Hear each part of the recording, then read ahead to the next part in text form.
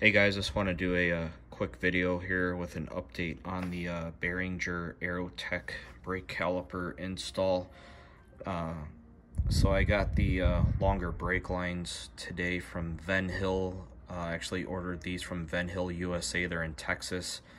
They had them in stock, so I didn't have to order from the UK and pay a lot more for shipping.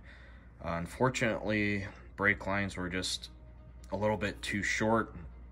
I thought I measured them correctly, but they're about 25 millimeters or so short than what I needed. I originally ordered them 25 millimeters longer than what was on there to the Aerotec calipers, and got everything hooked up, went to install the quick disconnect, and yeah, they're just a tad short. So I ended up doing another 25 millimeters longer on both sides.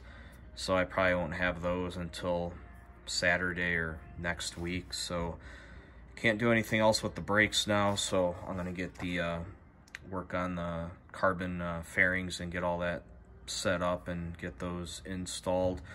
And as you notice on these calipers, they fit much better than Aerotec. See where the bleeder screw is here? It's way out of the way of the fender bracket if you followed my previous videos with those and the issues I was having.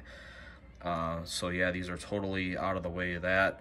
And as you can see on the bottom here, I filed that down a lot to clear the bleeder screw on the Aerotec calipers. So I ended up ordering these rear fender brackets again from Olin's since there's no issues. Actually ordered them from Kyle Racing USA, which is where I got the forks from, and they have to order the fender brackets direct from Sweden, so they said 4 to 5 weeks to get those, which I'm not too worried about anyway. But yeah, see, plenty of clearance, no issues there. And then as far as spacers go with the 2017 Plus and then the 320 millimeter rotors on these, I had to use 13 millimeter spacers.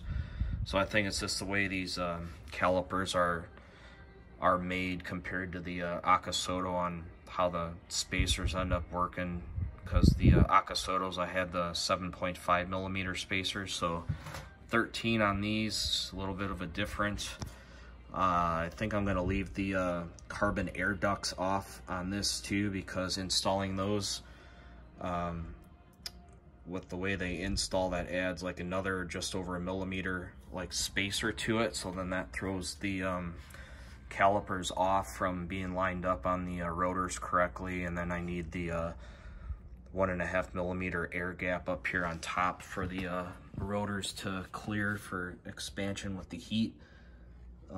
So as of right now, those look pretty good for the air gap up there.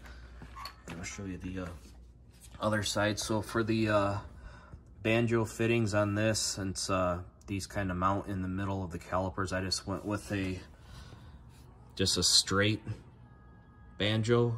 The Aerotec's, I had the 20-degree banjos on there, so I switched from black. I just went to a stainless banjo, straight, and then just angled them out just enough to clear the caliper here.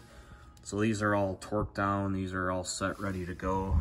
And then I have the T connector up here, so we'll just have to wait till I get the new brake lines, the longer ones, and then get those installed and get these bled out. But yeah, always something set back on these, so probably next week I'll get those finished, but hopefully tomorrow, or I should say today, it's Wednesday now here, today or tomorrow and Thursday, I can get the carbon fairings all finished up and installed. So I was thinking about swapping rotors out, getting a different brand rotor, but I'm just gonna leave these Gelfers on here. They're pretty good rotors, no really need to change them at all. So yeah, I think these calipers look a lot better, fit a lot better, better quality build than the Aerotec's anyway. So if you have any questions on those, let me know.